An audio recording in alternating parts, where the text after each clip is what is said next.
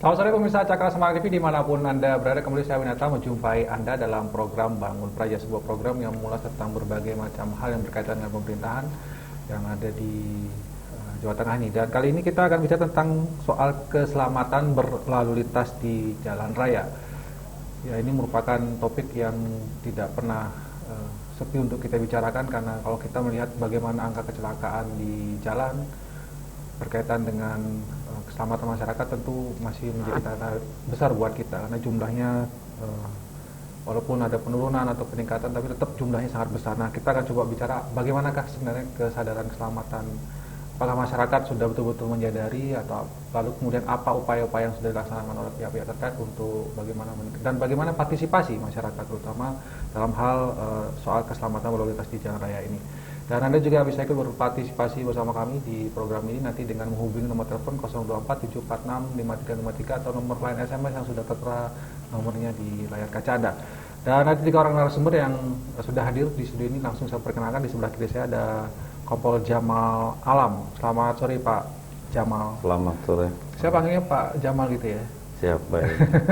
Pak Jamal adalah Kasih STNK Ditlantas Polda Jawa Tengah lagi. Gimana kabarnya, sehat ya Pak ya? Alhamdulillah sehat. Ya. Nanti kita akan coba menggali upaya-upaya yang dilakukan oleh Ditlantas Polda Jateng terkait dengan bagaimana meningkatkan kesadaran keselamatan berlalu lintas masyarakat di jalan raya ini. Kemudian di sebelah Pak Jamal ada Mas Ranu Beriano. Selamat sore Mas. Selamat sore Pak Winata. Gimana kabarnya Mas Ranu? Alhamdulillah baik. Sehat ya. Mas Ranu ini Ketua Region Chevrolet Estate Optra ya, atau disingkat CEO. CEO. Region ini Jawa Tengah atau Semarang? Jawa Tengah. Jawa Tengah. Bisa cerita sedikit Mas tentang CEO ini apa sebenarnya? CEO ini adalah satu komunitas atau klub mobil, spesifiknya adalah mobil estate dan Optra keluaran Chevrolet.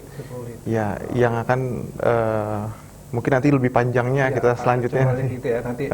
Tapi ini juga merupakan katakanlah organisasi yang juga ikut ya, bagaimana meningkatkan kesadaran berlalu lintas di jalan raya. Di sebelah Mas Ranu ada narasumber yang tidak asing lagi, Pak Yosep Theodorus Parera. Selamat sore Pak Yosep. Sore Bang. Gimana, sehat ya? Sehat selalu. Kalau Pak Yosep nanti sebagai pengamat hukum ya, untuk melihat bagaimana kesadaran masyarakat ya dikaitkan dengan apakah mereka sadar hukum nggak di jalan. Kadang-kadang kan ini ada proses tilang menilang segala macam, ada yang protes. Nanti Pak Yosep yang akan bahas. Dan saya ingatkan lagi pemirsa Cakra Semarang TV, Anda berpartisipasi nomor line telepon atau juga line SMS. Saya ke Pak Jamal dulu. Baik. Ya, selama ini kalau dari pengamatan Pak Jamal, bagaimana kesadaran masyarakat akan keselamatan mereka berlalu lintas di jalan raya? Sudahkah baik? Secara umum kami melihat bahwa kesadaran masyarakat berlalu lintas sudah cukup baik, namun belum baik. Belum baik ya? Cukup baik namun belum baik. Ini terindikasi karena masih adanya pelanggaran lalu lintas yang secara kasat mata yang terkadang berpotensi sekali untuk menimbulkan kecelakaan. Keselamatan, keamanan tentunya sudah menjadi suatu kebutuhan dan ini sudah merupakan bagian dari tanggung jawab kita bersama. Jadi bukan hanya tugas Polri atau tugas fungsi di bidang lalu lintas yang melakukan upaya-upaya untuk bagaimana menjadikan suatu keamanan dan keselamatan sebagai kebutuhan, tapi sudah menjadi tanggung jawab kita dari seluruh elemen masyarakat, seluruh instansi pemerintah maupun stakeholder, penyelenggara di bidang pembina jalan. Ya, kalau tadi Pak Jamal mengatakan ada banyak pelanggaran-pelanggaran ya yang berpotensi mengancam, apa misalnya Pak? Beberapa pelanggaran yang sangat krusial yang potensi menimbulkan fatalitas korban kecelakaannya, misalnya kecepatan tinggi. Nah, ini yang menimbulkan suka kecepatan tinggi, ngebut, balapan liar. Yang kedua melebihi tonase atau muatan, melebihi kapasitas. Yang ketiga tidak mematuhi rambu atau marka atau apil ya. Jadi pada saat di jalan melalaikan petunjuk yang sudah diberikan oleh apil, rambu maupun petunjuk yang ada di jalan. Ini sangat-sangat berbahaya sekali untuk demi keselamatan baik diri kita maupun keselamatan orang lain. Termasuk juga ini ya, penggunaan sabuk pengaman itu juga masih rendah kayaknya Pak ya? Iya. Kadang-kadang orang hanya menggunakan sabuk pengaman bukan berasal dari kesadaran dari hati untuk keamanan keselamatan diri apabila terjadi suatu benturan, tapi karena takut ditilang. Takut ditilang. Begitu ngeliat polisi baru sibuk memasang sabuk pengamannya, sehingga memang saya pernah menyimpulkan bahwa yang secara umum masyarakat sudah paham tentang aturan etika disiplin berlalu lintas. Saya yakin karena Undang-Undang 22 2009 sudah sekian tahun yang lalu, yang belum ada sekarang ini adalah kesadaran yang belum ada. Ya, biasanya kesadaran itu muncul ketika seseorang sudah merasa dirugikan. Kalau saya menggunakan handphone sambil jalan, begitu saya nabrak, baru kita sadar, oh ternyata penyebab saya nabrak ini karena fokus konsentrasi saya tidak fokus dalam mengemudikan kendaraan. Ya, betul itu ya. Jadi kalau sudah kena kecelakaan baru sadar gitu ya. Baik, saya ke Mas Ranu. Kalau di CEO sendiri ya, ada nggak upaya-upaya untuk bagaimana meningkatkan kesadaran, ikut terlibat, membantu pihak kepolisian? Karena kan buat tanggung jawab polisi aja, tapi masyarakat juga. Untuk apa kegiatannya misalnya? Ya, saya rasa tepat sekali ya tadi dibahas mengenai keselamatan. Karena kalau boleh saya sedikit curhat, sebelum saya masuk CEO, jujur aja mungkin saya salah satu pelanggar yang paling sering gitu. Apa yang biasanya? Ini termasuk kesadaran. Termasuk kesadaran. Nah, setelah saya join di CEO, ternyata kita di sana dididik, kebetulan klub kita ini memang klub family, mobil kita juga family, kita dididik untuk sadar lalu lintas. Mohon maaf, biasanya klub otomotif itu identik dengan arogansi, kebut-kebutan, itu pasti. Nah, di CEO kita hilangkan pemikiran itu, bahwa kita sampaikan ke masyarakat bahwa berkendara tuh nggak harus seperti itu, touring itu nggak harus seperti itu gitu. Makanya kita memang banyak juga koordinasi dengan pihak kepolisian untuk terus memberikan informasi apa sih harusnya kita seperti apa gitu kira-kira. Pengertian misalnya touring gitu ya. Kadang-kadang kan kalau klub-klub otomotif itu pada arogan di jalan, terutama motor gitu. Kalau di CEO gimana, Mas? Apakah tertib dikawal polisi atau seperti apa? Touring kita judulnya adalah ramah lingkungan. Jadi pemakaian strobo, sirine itu kita tiadakan. Lalu ketika memang kita ada satu tim yang kita sebut namanya officer, sweeper itu ada di touring master kita sebutnya.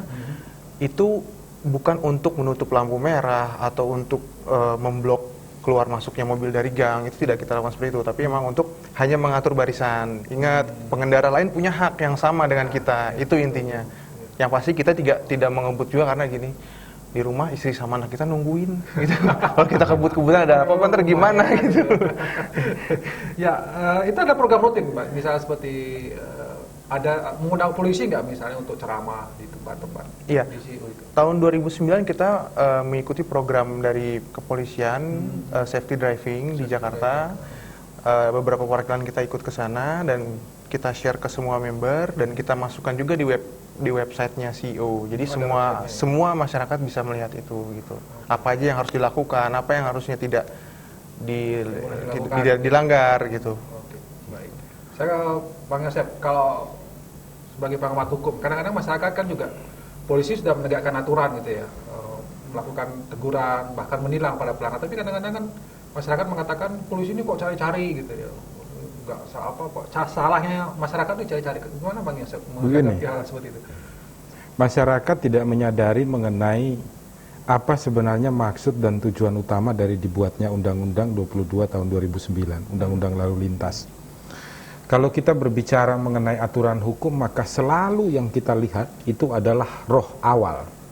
Jadi mukadimah daripada aturan atau undang-undang itu. Undang-Undang Lalu Lintas dengan jelas mengatakan bahwa tertib lalu lintas itu dibuat untuk keselamatan, kenyamanan, ketertiban yang mendukung negara ini di dalam melakukan pembangunan dan perekonomian negara. Sehingga polisi lalu lintas di dalam menertibkan semua yang menggunakan jalan maupun angkutan ini dilakukan untuk menunjang perekonomian. Kalau kita berlalu lintas secara sembarangan, maka tentunya ekonomi akan terganggu.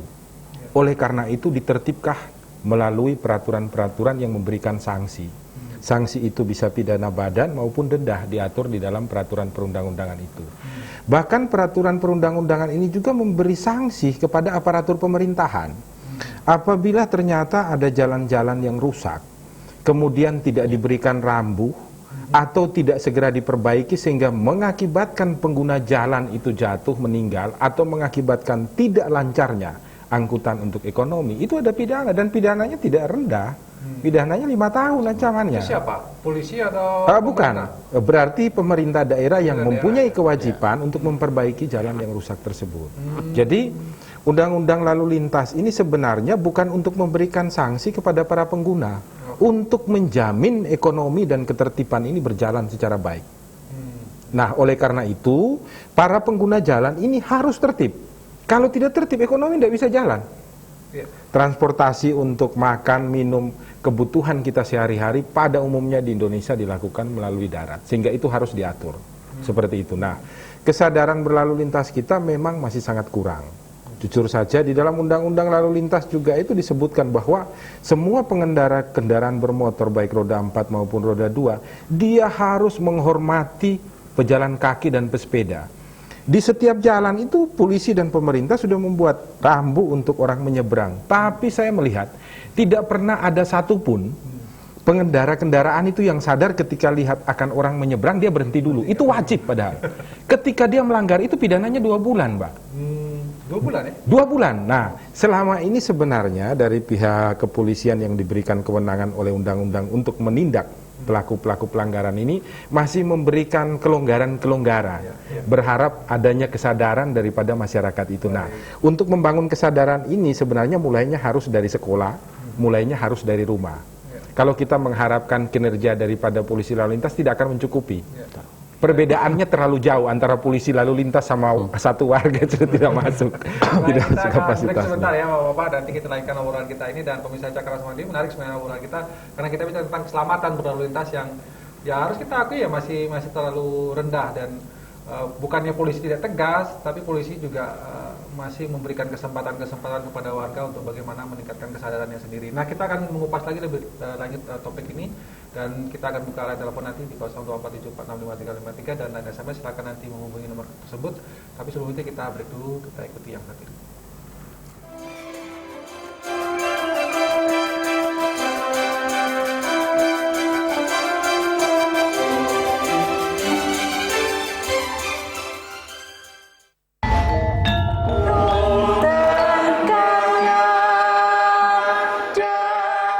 Sugeng pepanggihan malih wonten ing giaran Gladen Mocopat. Pandapi sampun ten kelari asayamba.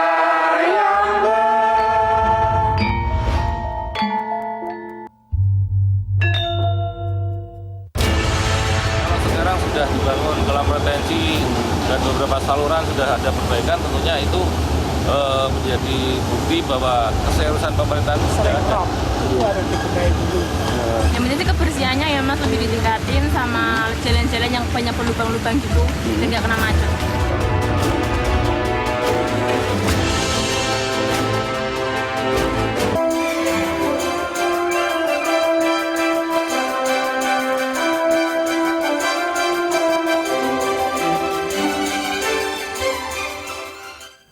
Ya, terima kasih pemirsa, Anda tetap setia bersama kami di program Bangun Praja mengangkat topik tentang kesadaran atau keselamatan berlalu lintas di jalan raya. Ya, kita coba mengulas persoalan ini karena bagaimanapun juga kita pastilah sering untuk ada di jalan raya, dan keselamatan di jalan raya merupakan hal yang sangat penting. Dan memang beberapa catatan memperlihatkan bahwa korban misalnya yang terjadi kecelakaan di jalan raya cukup tinggi ya.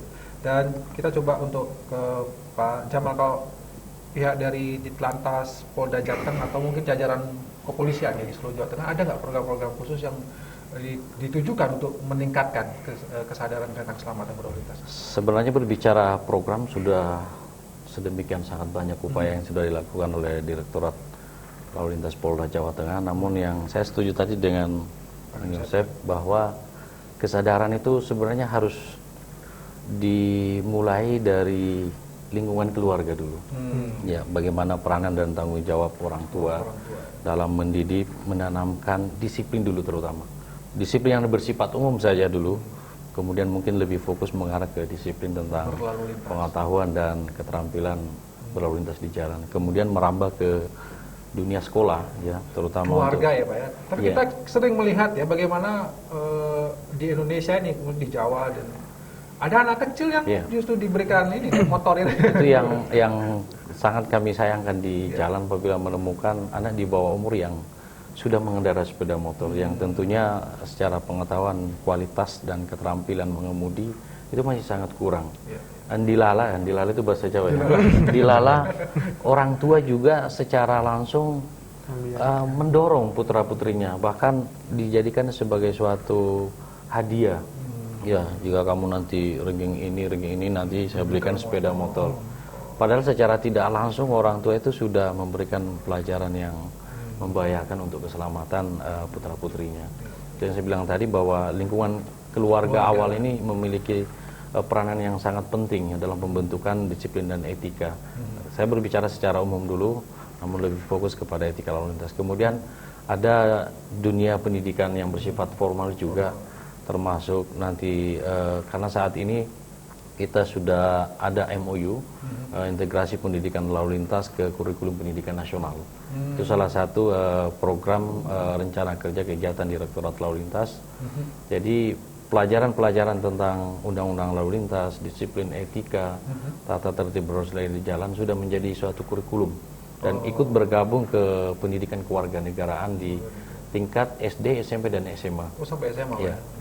Harapan ini kita berharap bahwa adik-adik pelajar ini akan menjadi pionir-pionir atau pelopor-pelopor kesadaran berkeselamatan lalu lintas di masa depan, karena keluarga, sekolah yang menjadi tumpuan kita. Betul tadi yang disampaikan Bang Yosef, saya sangat setuju bahwa Polri ini tidak akan mampu untuk menumbuhkan kesadaran dengan jumlah penduduk yang sekian banyak. Tentunya kita juga meminta partisipasi yang saya sampaikan tadi dari seluruh elemen masyarakat, lingkungan keluarga, lingkungan sekolah, lingkungan domisili, dan kita juga dari Direktorat Lalu Lintas banyak program kegiatan mulai dari pembelajaran etika dan disiplin berlalu lintas sejak usia dini. Kita ada PSA namanya, Polisi Sahabat Anak. Jadi polisi sudah mulai mendidik ya anak tertib berlalu lintas dari sejak playgroup, TK sampai dengan anak-anak yang setingkat SD. Ini disebut dengan Polisi Sahabat Anak. Ya, sebenarnya pola kita sebenarnya ada tiga. Ada tiga, maksudnya itu pola preemptif yang dalam istilah kepolisian yaitu upaya yang kita lakukan secara dini untuk menumbuhkan kesadaran. Itu sekolah Ya, itu Pak ya, preemptif. ya, termasuk ya polisi cilik, termasuk sosialisasi, himbauan, program dialog interaktif, termasuk yang kita lakukan hari ini sebenarnya untuk bagian salah dari satu meningkatkan upaya kesadaran. untuk meningkatkan kesadaran masyarakat. Yang kedua, ada upaya kita yang bersifat preventif untuk mencegah kegiatan peningkatan operasional personil dan kendaraan dinas melalui kegiatan Turjawali ya, pengaturan, penjagaan, pengawalan, serta pemantauan monitoring di lapangan terkait mengenai perilaku berkendaraan, terkait mengenai daerah rawan pelanggaran, daerah rawan kecelakaan. Yang ketiga yang disinggung tadi Bang Yosef adalah represif ya, penegakan hukum. Represif. Ya. Ini juga sebagian masyarakat masih salah menafsirkan atau persepsi. Kami memahami bahwa penegakan hukum ini, represif ini adalah suatu bentuk edukasi juga. Ya, edukasi yang mendidik masyarakat agar tidak mengulangi pelanggaran yang sama. Nah, mungkin ada efek jera atau efek deteren yang setelah penindakan itu, dan itu hanya kita lakukan secara selektif prioritas terhadap pelanggaran. Bentuknya Pak, kalau yang represif itu seperti melakukan Ya, razia-razia gitu penindakan kita ada dua, Mas. Ada penindakan secara justisil, penindakan dengan non justisil, ya teguran tertulis maupun teguran himbauan, misalnya sudah menggunakan helm tapi lupa ngeklik, sudah memasang sabuk tapi tidak diklik, kita hanya ingatkan, Bapak Ibu silakan di helmnya diklik atau sabuk pengamannya diklik. Itu baru teguran lisan. Itu ada gitu teguran ya. lisan dan teguran tertulis. Ya, teguran tertulis ini kebanyakan kita sampaikan terkait mengenai pelanggaran-pelanggaran yang dilakukan oleh anak pelajar. Nah, yang kedua penindakan secara justisil ya. Ini penindakan secara tegas, simpatik dan humanis. Bahasanya sudah tegas, simpatik dan humanis. Ya, terhadap pelanggaran-pelanggaran yang sudah berpotensi menimbulkan fatalitas kecelakaan. Itu kita tindak melalui penindakan yang kita sudah tahu bersama, itu dengan tilang, penindakan langsung. Jadi bukan cari-cari kesalahan, Pak ya? Bukan cari-cari kesalahan. Jadi masyarakat kadang-kadang memandangnya seperti itu ya, cari-cari kesalahan. Baik, Mas Rano, kalau di CEO sendiri tadi kan sudah ada ya upaya-upaya untuk, tapi susah nggak di sana itu meningkatkan apa, memberikan kesadaran tentang keselamatan? Dulu Mas Rano misalkan suka ngebut, itu sadarnya bagaimana? Apakah karena diberikan masukan atau seperti apa? Ya, kalau saya secara pribadi memang sebelum bermain di dunia mobil, sebelumnya di motor juga. Jadi motor juga ya aku arogan tuh suka pasti suka touring. Tapi memang ketika kita bicara touring motor atau touring mobil ya pasti berbeda, stylenya pasti juga berbeda. Beda-beda ya. Yang paling basic kita terima di CEO itu adalah ketika ini ya penyadaran buat kitanya itu pada saat touring di situ. Touring pertama saya ikut waktu itu ke Kuningan. Rasa arogan saya masih keluar gitu. Saya maunya kebut, saya maunya paling depan gitu. Saya maunya buka jalan gitu. Suruh minggir-minggirin orang gitu ya. Tapi di situ kita ditertibkan sama officer kita. Tolong masuk barisan. Ingat, kita keluarga, kita keluarga. Jadi dari touring itu sebenarnya kita dididik untuk tertib. Gitu. Iya. Jadi di grup otomotif itu memang juga ada ini ya untuk Ajangnya malah dari acara touring ini. Gitu. Tapi saat ini kita masih sering melihat ya arogansi. Nah, ini Bang Yosef mungkin. Gimana banyak. Itu Bang. Banyak. Gimana nih orang-orangnya kadang naik motor ya touring, saya juga pernah mengalami mereka Ya, karena begini. paling punya jalan itu. Ya, ini kan kita bicara mengenai keselamatan berlalu lintas. Kalau kita berbicara mengenai keselamatan lalu lintas, maka itu bukan tanggung jawab Polri. Dalam hal ini polisi lalu lintas. Tidak hanya tanggung jawab Polri. Polisi itu hanya menegakkan aturan yang sudah dibuat oleh negara. Undang-undang tadi ketika ada pelanggaran. Karena tugas utama polisi di seluruh dunia itu adalah melayani dan melindungi. Hanya dua. Itu tugas utamanya. Sehingga untuk menyelamatkan diri itu adalah kewajiban dari masing-masing individu masyarakat. Pak Win bisa bayangkan, kita kalau masuk di gang-gang atau bahkan di jalan raya, orang tua dengan begitu enaknya membiarkan anaknya yang masih SMP naik motor, bahkan menyetir mobil. Bahkan ada orang tua yang begitu dengan santainya anak yang masih SD disuruh nyetiri motor, dia naik di belakangnya.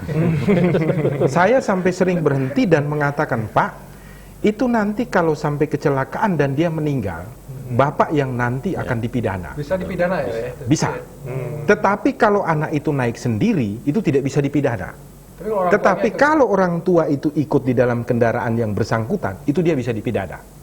Itu aturan hukumnya. Sehingga orang tua ini yang wajib untuk memberitahukan pertama kali kepada anak-anaknya nanti yang akan mengendarai kendaraan bermotor untuk taat. Menjaga diri mereka dan menjaga orang lain. Kalau mereka sudah menjaga diri mereka sendiri, maka orang lain juga akan terlindungi. Itu prinsip.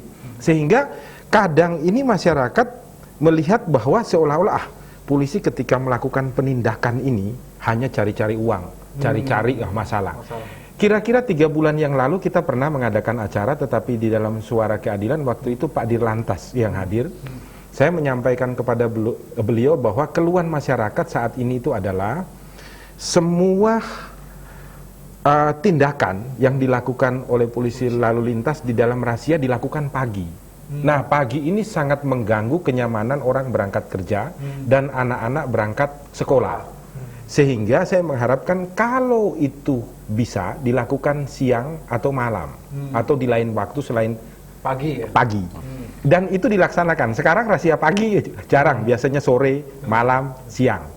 Nah, sehingga masyarakat juga nyaman, arus lalu lintas pun lancar. Ya, tidak mengganggu. Sehingga apa yang dilakukan oleh pihak kepolisian itu sebenarnya adalah melaksanakan peraturan perundang-undangan.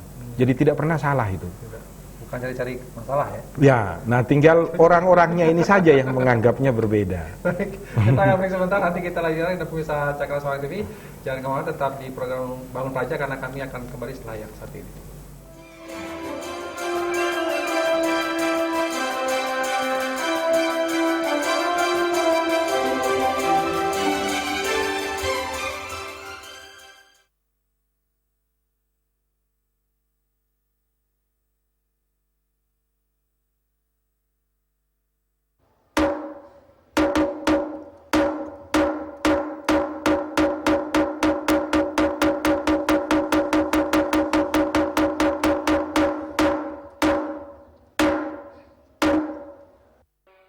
الله أكبر الله أكبر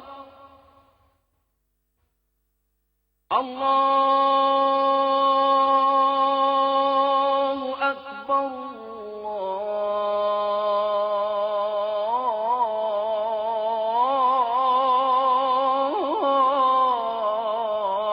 الله أكبر أشهد أن لا إله إلا الله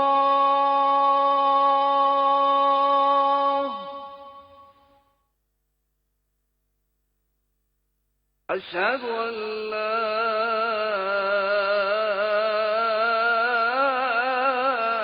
إله إلا الله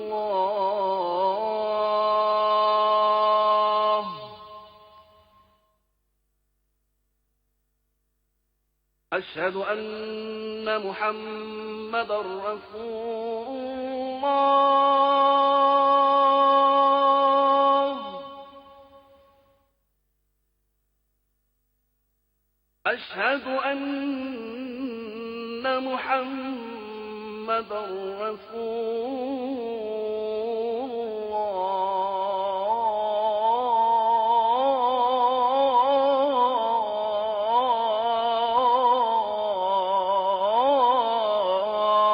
الله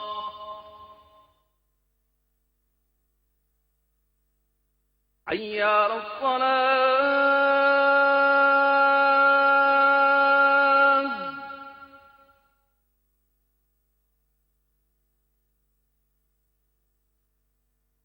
حي على الصلاة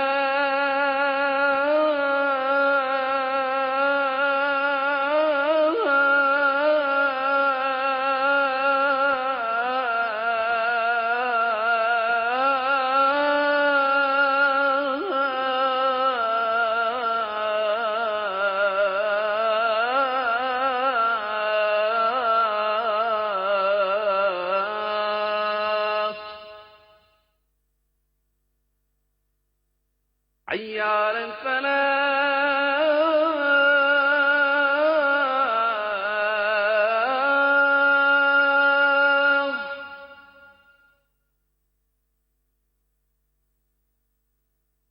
حي على الفلاح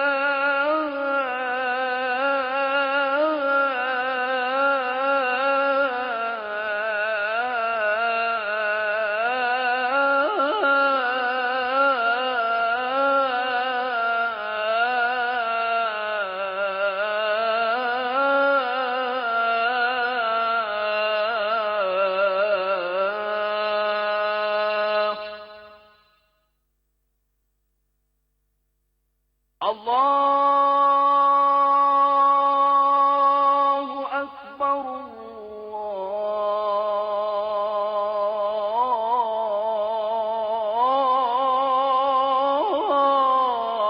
الله أكبر لا إله إلا الله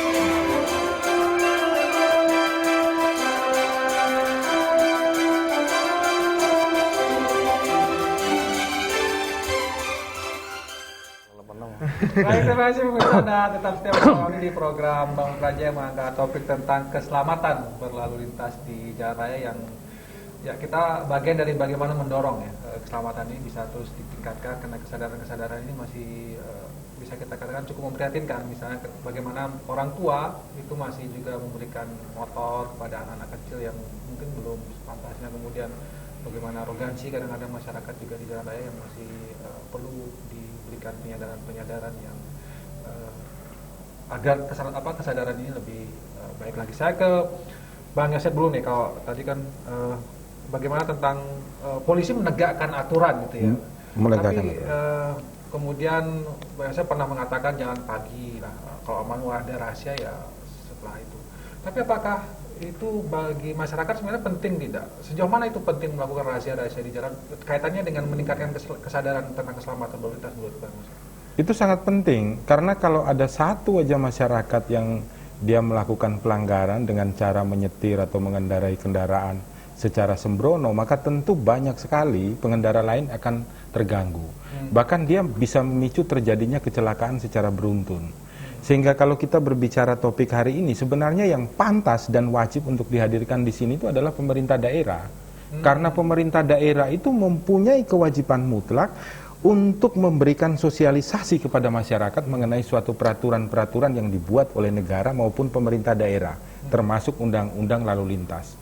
Kesadaran itu harus dibangun. Nah, biasanya di dalam melakukan itulah kemudian pemerintah daerah ini meminta kerjasama dengan kepolisian, dalam hal ini Lantas.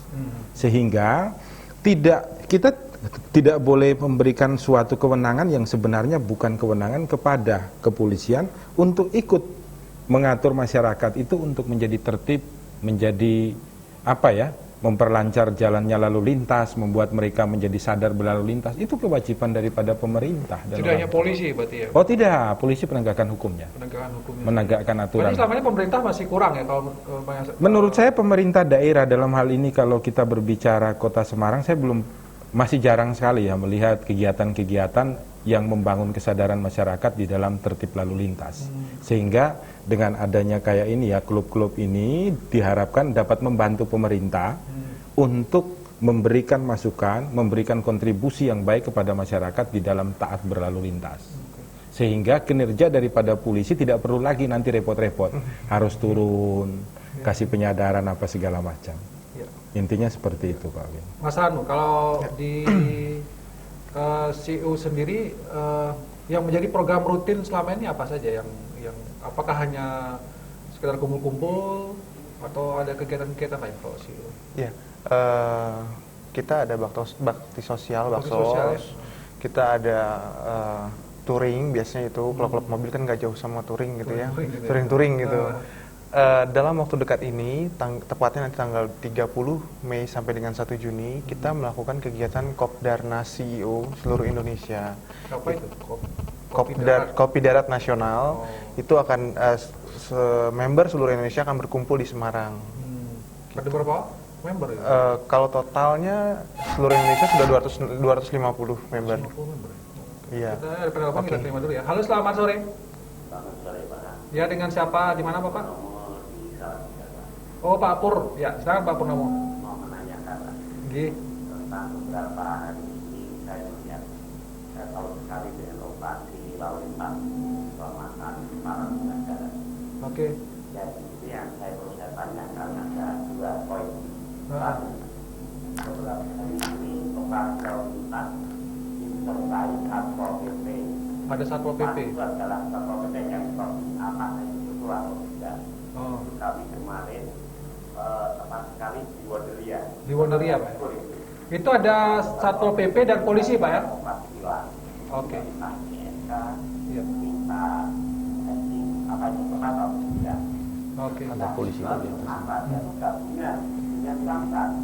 Tapi apakah Satpol PP itu sebagai pelaku dan hilang yang meninggal itu ada di mobil Samsat. Satu. Dua. Tapi kalau masih terus berlanjut untuk pencegahan tentang plat nomor STNK dan pembayaran pajak. Kalau tidak ada sementara pembayaran pajak dan plat memang tidak jadi, dia menggunakan kendaraan tanpa plat nomor walaupun dikatakan sah. Apa ini dibenarkan secara hukum? Mau pertimbangan Pak atas watak atau yang lagi. Oke, terima kasih Pak Pur. Yang pertama tentang ada operasi yang dilakukan oleh Satpol PP ya. Kita juga pernah baca di media itu karena katanya untuk pajak kendaraan bermotor gitu. Jadi Satpol PP dan polisi yang apa itu benar atau tidak. Ya, kemudian yang kedua tentang tentang bagaimana misalnya tentang plat nomor. Iya, plat tidak nomor penggunaan kendaraan yang pakai plat nomor itu gimana sebenarnya di jalan raya? Baik, terima kasih. Perlu juga kami sampaikan pada sore hari ini bahwa saat ini Kepolisian Negara Republik Indonesia sedang melaksanakan operasi patuh. Operasi patuh, Ya, dari tanggal 27 Mei sampai dengan 14 hari ke depan. Ini operasi patuh dimaksudkan dalam rangka untuk menumbuhkan kesadaran, ya, termasuk untuk menurunkan angka pelanggaran maupun angka kecelakaan, menjamin kenyamanan dan keamanan keselamatan di jalan.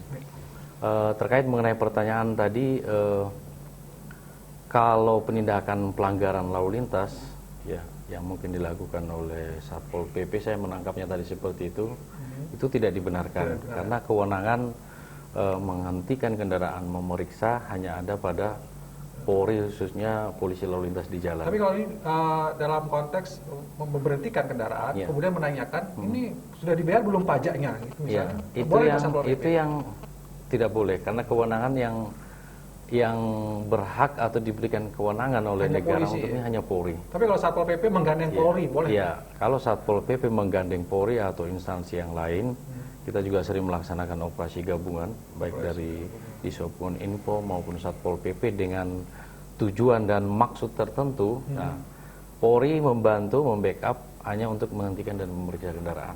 Tapi kalau penindakan, tidak boleh ada instansi lain yang diberikan kewenangan dalam hal penindakan pelanggaran lalu lintas. Hanya polisi. Hanya polisi. Ya, ini klarifikasi. Nah, ini juga suatu hal informasi yang baru yang nanti akan kami sampaikan pada Direktur Lalu Lintas. Itu di wilayah Semarang tadi apa Salatiga ya? Salatiga. Ada pengalamannya katanya kemarin di Wondori ya? Di Wondori ya. Di Wondori ya. Coba nanti besok kami cek nanti wilayah jajaran Semarang sini. Kami laporkan ke Pak Direktur dengan permasalahan ini. Yang pasti itu harus didampingi oleh anggota personil Polri khususnya lalu lintas. Yang kedua tentang plat nomor itu yang enggak di jalan sekarang banyak itu yang enggak pakai plat nomor. Iya. Gimana? Kendaraan bermotor sebenarnya diwajibkan untuk menggunakan tanda nomor kendaraan bermotor atau disebut dengan TNKB atau bahasa umumnya plat nomor. Memang saat ini kita akui dari Polri ada keterlambatan dan kekurangan stok material dari Korlantas sehingga mungkin ini menjadi salah satu banyaknya kendaraan yang tidak menggunakan TNKB. Namun sudah ada beberapa upaya yang kita sudah lakukan, baik koordinasi dengan dealer untuk bisa membackup sementara atau memasang TNKB yang diupayakan dengan cara yang lain. Kalau dalam hal penindakan saat ini kita ada kebijakan untuk memberikan toleransi ya, karena stok ini memang berkurang atau terlambat sehingga kebijakan toleransi untuk penindakan plat nomor pun sepanjang itu tidak melakukan pelanggaran lain selain plat nomor, kita berikan toleransi. Sampai kapan Pak ini kira-kira? Sampai menunggu pemberitahuan lebih lanjut. Belum ada kepastian gitu ya? Belum ada kepastian. Mudah-mudahan kita tetap upayakan dalam waktu yang terdekat itu. Ya. Pak, ini kalau ada pertanyaan nih dari SMS ya, dari nomor sekian-sekian. Maaf Pak, kalau pindah tempat BPKB sama dengan KTP itu di mana? Terima kasih dari Imam. Mungkin yang dimaksud adalah pindah alamat atau proses mutasi keluar ya. Yang dimaksud tadi pindah alamat. Iya, pindah alamat sebetulnya. Ya. Kalau pindah alamat ya hanya KTP asli yang ditunjukkan fotokopi KTP, STNK dan BPKB. Nanti di BPKB-nya kalau atas nama sama hanya dengan catatan kepolisian pindah alamat dari alamat A ke alamat B. Kecuali kalau proses mutasi keluar itu kendaraan dari misalnya dari Semarang ini pindah ke Purworejo, itu KTP dan BPKB ikut ke sana, ikut ke Purworejo untuk dilaksanakan registrasi dan identifikasi ulang, karena yang menerima dari Samsat Purworejo. Kalau Semarang dan Demak itu masih satu wilayah Pak? Ya, beda wilayah. Beda wilayah. Itu juga sama? Ya, itu juga mutasi keluar. Jadi kalau mutasi keluar melengkapi dengan KTP. Agak rumit gitu Pak ya? Tidak terlalu rumit. Nggak dipersulit. Iya, tidak ada. Kita malah mempermudah, mempercepat, memberikan pelayanan prima. Hanya KTP, STNK, BPKB, cek fisik, melengkapi berkas, kendaraan sudah bisa dipindahkan. Baik, kita break sebentar, masih ada satu sesi lagi saya akan menemani dan ngobrol dengan para narasumber dan pemirsa, dan Anda juga masih kita buka telepon dan lain sebagainya. Silakan yang ingin bergabung di nomor yang sudah tertera di kaca Anda. Silakan kembali setelah yang tadi. Emang di sini ada yang begitu?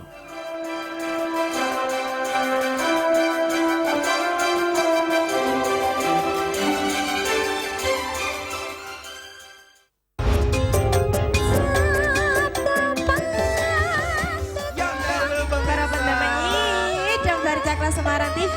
Lah ini loh. Suwe ora ketemu. Oh sekali pun ayu.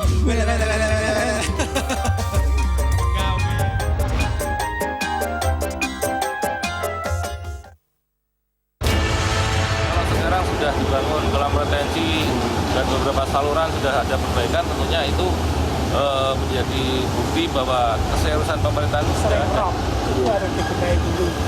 Yang penting sih kebersihannya ya Mas lebih ditingkatin sama jalan-jalan yang banyak lubang-lubang gitu, tidak kena macet.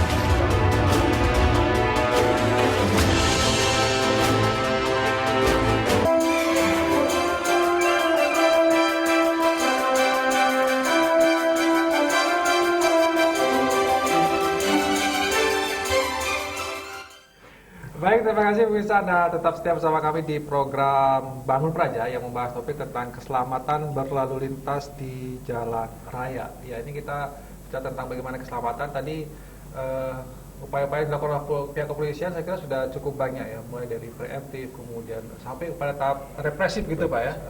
Semua ditujukan untuk bagaimana agar masyarakat ini memiliki kesadaran. Tapi memang kembali lagi kepada masyarakat sendiri, bahkan juga pemerintah yang harusnya ikut terlibat aktif dalam bagaimana menjamin keselamatan berlalu lintas di jalan raya. Ya, yang sering muncul adalah tentang bagaimana keluhan masyarakat, kecelakaan terjadi karena soal jalan yang rusak. Tadi Bang Yosef mengatakan bahwa itu sebenarnya tanggung jawab pemerintah ya. Tanggung jawab pemerintah. Kalau misalnya ada masyarakat yang mengalami kecelakaan karena jalan yang rusak tidak diperbaiki, bisa melakukan tuntutan enggak? Bisa. Karena di dalam Kitab Undang-Undang Hukum Perdata disebutkan dengan jelas, setiap orang yang menyebabkan orang lain meninggal dunia, maka ahli waris daripada orang tersebut mempunyai hak untuk menuntut ganti rugi dengan memperinci kira-kira seberapa jauh umur orang Indonesia. Kemudian diperhitungkan dengan yang meninggal tersebut seberapa tinggi dia akan menjabat dengan gaji seberapa, maka itu dilakukan tuntutannya. Dalam hal kalau kecelakaan lalu lintas yang disebabkan oleh kelalaian pemerintah di dalam membangun jalan yang rusak, maka tuntutan itu dilakukan kepada pemerintah setempat yang bertanggung jawab. Karena Undang-Undang Lalu Lintas dia hanya mengatur mengenai ancaman pidana berikut denda terhadap yang bersangkutan, tetapi untuk ganti rugi dia tidak mengatur, sehingga oleh ahli waris harus dilakukan gugatan secara perdata terhadap hal tersebut. Saya tertarik dengan pertanyaannya Pak Pur tadi, apakah Satpol PP boleh? Tugas daripada Satpol PP itu adalah membantu kepala daerah, dalam hal ini bupati, wali kota atau gubernur, di dalam menegakkan perda. Hanya perda. Dia tidak boleh memasuki dalam lingkup apapun. Oleh karena itu di dalam peraturan Menteri mengenai pendirian Satpol PP itu dikatakan dengan jelas bahwa di dalam Satpol PP memang mempunyai kewenangan untuk melakukan penyelidikan dan penyidikan, tetapi dia harus bekerja sama dengan aparatur penegak hukum yang lain. Dalam hal ini bisa kepolisian, bisa mungkin bea cukai, itu tergantung daripada hal-hal yang disidik oleh Satpol PP tersebut. Sehingga kalau mereka melakukan razia di jalan dengan meminta STNK dan lain sebagainya, itu pelanggaran hukum. Oleh karena itu di dalam KUHP dikatakan hanya tindakan-tindakan yang dibenarkan oleh undang-undang atau diberikan kewenangan oleh undang-undang, maka mereka tidak bisa dipidana. Tetapi kalau tindakan itu tidak diberikan kewenangan oleh undang-undang, mereka bisa dipidana. Ya, jadi Satpol PP tersebut bisa dipidana. Ini kalau sampai dipidana ya. Ya, tapi itu perlu di lagi ya. Pak Jamal, ini ada SMS ya. Apakah memakai lampu BIM nyala terus tidak kena pasal atau tilang, mengingat hal tersebut membahayakan pada malam hari? Terima kasih. Davin Semarang. Dim. Ya, Oh ya, lampu dim. Ya. Dim itu apa? Lampu jauh, lampu tanda. Lampu jauh, Ya. ya? Bisa ditilang nggak Pak kalau misalnya pakai lampu jauh terus pada malam hari? Bisa. Ya, jadi segala aktivitas, perbuatan dan tindakan yang membahayakan pengemudi gitu yang membahayakan. Kita dalam arti yang membahayakan itu bisa. Ya, karena itu akan mengganggu konsentrasi, menyilaukan pandangan, bahkan memang saat ini lagi sering banyak kita ditemukan di jalan, ya, warna lampu yang tidak sesuai dengan spesifikasi teknis standarnya, merubah warnanya yang putih menjadi membuat silau, atau menggunakan lampu dengan jarak jauh terus, ya. Itu juga akan dilakukan penindakan, ya, karena itu adalah pelanggaran yang membahayakan keselamatan pengguna jalan yang lain, ya, pengguna jalan yang lain. Bahwa di jalan itu ada pengguna jalan untuk diri kita sendiri dan orang lain. Jadi kita juga tetap berkomitmen memiliki tanggung jawab untuk menjaga keamanan, keselamatan diri sendiri dan orang lain. Karena ada hak-hak, ada prioritas yang harus kita hormati, terutama untuk hak pengguna jalan orang lain. Pengguna jalan. Ini ada lampu mobil dan motor sinarnya putih, menyilaukan, itu juga melanggar, Pak, Itu ya? juga melanggar. Bisa ditilang, ya? Bisa ditilang. Tapi kalau ketahuan, kalau polisinya nggak tahu. Sekarang udah ada pasalnya ya Pak? Ya, ada itu pasalnya. tadi. Ada pasalnya nggak Pak itu Pak? Ada. Ya. Gimana? Kalau Mas Ranu, di mobil yang di CEO juga gimana? Ada nggak ketentuan jangan sampai melanggar? Tidak ada. Harus standar semua gitu ya? Kalau melanggar nanti dilaporkan ke polisi? Ya, intinya kita tetap mengutamakan standar gitu. Kecuali memang ada satu bagian yang memang dikhususkan, kayak misalnya harus ada officer dan lain-lain, itu tetap saya juga minta petunjuk nih dari Pak Jamal. Kalau strobo katanya kan kalau lampunya putih nggak apa-apa gitu ya Pak? Kira-kira gitu. Jadi kita memang ada. Saya nggak tahu nih nggak apa-apa ini seperti apa nih. Bisa dibicarakan. Tidak semua klub otomotif, tapi ada klub otomotif yang menggunakan rotator dan sirine. Itu yang tidak diperbolehkan. Ya, betul. Penggunaan rotator dan sirine sudah diatur tersendiri dalam undang-undang untuk kendaraan-kendaraan yang diizinkan. Ya, misalnya kendaraan pemadam kebakaran, kendaraan operasional kepolisian, ambulans dan lain-lain. Sehingga penegakan hukum ini wajib kita tegakkan agar masyarakat ada kepastian hukum. Nah, kalau bunyinya ngeong tak tahu yang lewat klub otomotif, masyarakat jadi merasa kesel banget, tidak ada kepastian hukum. Yang itu, Pak. harusnya kita sudah kiri, sudah minggur, tak tahu yang lewat bukan ambulans, tapi kendaraan yang menggunakan sirine maupun rotator itu. Namun sampai dengan saat ini rekan kita, karena Polri juga selalu berkolaborasi, terkoordinasi aktif kita dengan klub-klub otomotif. Sekarang klub otomotif itu menjadi bagian suatu wadah yang sangat membantu Polri dalam rangka untuk mengglorifikasikan, mengkampanyekan keselamatan lalu lintas. Bahkan kita sering mengundang atau kita yang diundang dalam acara safety driving. Ya, besok juga Mas Ranu ngundang saya siap. Siap. Ya, siap datang Pak ya. Siap datang. Pak, apabila pindah alamat dari Magelang ke Semarang untuk SIM, apakah perlu registrasi ulang? Perlu. Perlu ya? Perlu. Jadi dalam surat izin mengemudi itu ada registrasi identitas pemilik, ya. Identitas diri kita, kan di SIM itu ada nama, alamat, sehingga perpindahan dari Magelang ke mana tadi? Semarang. Ke Semarang. Ke Semarang harus berpindah. Ya, jadi ganti SIM berarti Pak ya? Mutasi SIM. Jadi kita cabut berkas yang lama, misalnya kita punya SIM C dari Magelang, kita pindahkan ke Semarang. Semarang akan mengeluarkan SIM yang sama. SIM yang sama. Itu biasanya mutasi seperti ini kalau orang yang sudah berpindah-pindah, daripada nanti saya perpanjangan 5 tahun harus ke Magelang lagi, saya sudah pindah kerja di Semarang, mending saya cabut berkas, pindahkan berkas SIM saya. Tapi kalau misalnya orang dari Magelang naik kendaraan pas ada razia di Semarang, dia menunjukkan SIM yang Magelang nggak apa-apa? Nggak apa-apa, SIM berlaku seluruh Indonesia. Tapi kalau misalnya untuk jangka panjang perlu melakukan mutasi tadi itu ya? Iya. Repot ngurusnya gitu ya Pak? Iya. Ya, itu ada beberapa pertanyaan, tapi mungkin kita sebenarnya ada beberapa SMS yang mungkin ini masih tentang jalan ya, tentang jalan dan segala macam. Pak, mau kami nanya tanda larangan dulu, Pak, jalannya. Maksudnya apa ya kalau seperti ini? Kadang-kadang polisi kalau ada lampu merah misalnya Pak, ada polisi di situ. Apakah kita ngikutin lampu merahnya atau ngikuti polisinya Pak?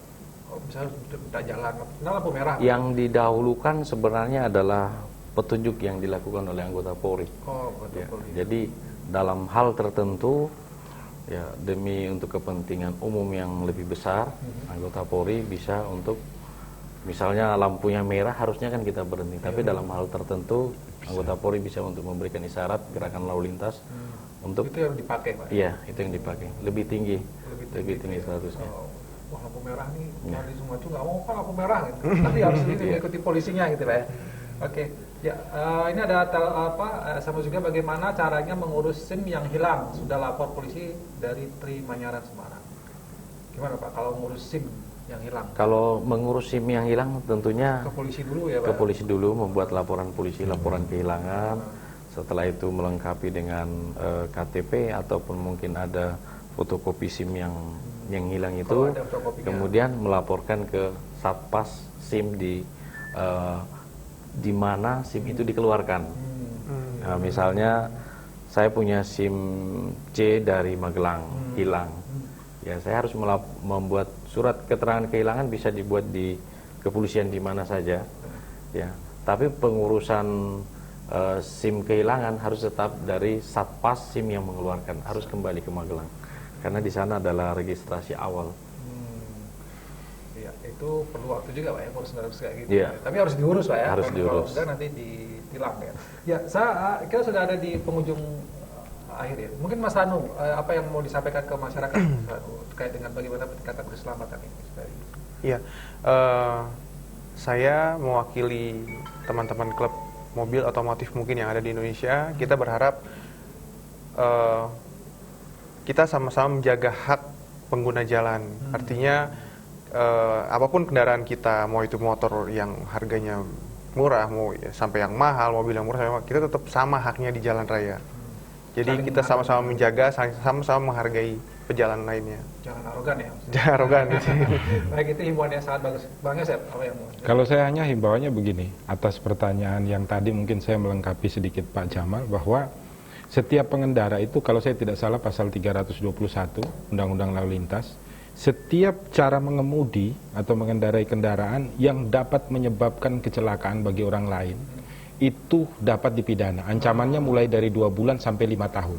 5 tahun itu apabila akibat dia menyalakan lampu jauh, kemudian orang silau, terjadi kecelakaan atau dia tidak menyalakan lampu, itu jadi ada beberapa ayat, itu dari 2 bulan, 4 bulan, sampai dengan 5 tahun.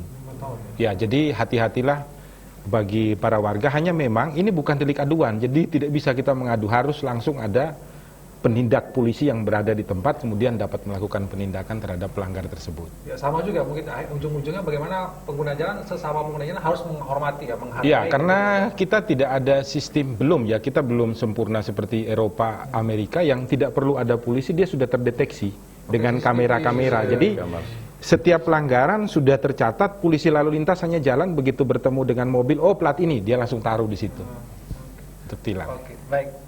Pak Jamal, apa yang bisa menyampaikan? Baik, terima kasih. Di penghujung acara dari Direktorat Lalu Lintas Polda Jawa Tengah tetap menghimbau kepada seluruh masyarakat Jawa Tengah khususnya untuk tetap patuhi dan taati aturan yang ada. Mungkin mulai dari sekarang, mulai dari hal yang terkecil, membiasakan tertib dan disiplin beretika di jalan, karena untuk keselamatan kita dan keselamatan orang lain. Ya. Keselamatan yang sudah saya sampaikan tadi, keamanan sudah menjadi suatu kebutuhan, dan kami juga mengajak untuk seluruh masyarakat untuk menjadi pelopor keselamatan berlalu lintas dan membudayakan keselamatan itu sebagai suatu kebutuhan. Jadi bukan hanya kebutuhan makan yang sekarang, bahkan keselamatan itu sudah juga menjadi kebutuhan pokok yang paling jalan raya katanya juga menjadi pembunuh. Wah, saya ini nomor 1. Baik, terima kasih Pak Jamal, Mas Ranu dan Bang Yosep ya, atas waktunya. Mudah-mudahan menarik sebenarnya yang bisa kita bahas tentang ini ya. Mudah-mudahan waktu kita punya kesempatan lagi. Tapi bisa Cakra Semarang TV, demikian obrolan bangun praja kita pada sore ini. Saya ucapkan terima kasih. Ada beberapa SMS yang tidak sempat saya bacakan, saya mohon maaf. Mungkin saya akan konfirmasi langsung nanti dengan Pak Jamal atau narasumber yang lain. Terima kasih juga sudah menelpon dan menonton acara kami. Tunggu acara bangun praja setiap Selasa dan Kamis. Dan mudah-mudahan ada manfaat yang bisa kita ambil dari program ini. Sekali lagi terima kasih, sampai jumpa di bangun praja berikutnya. Selamat petang. Terima kasih.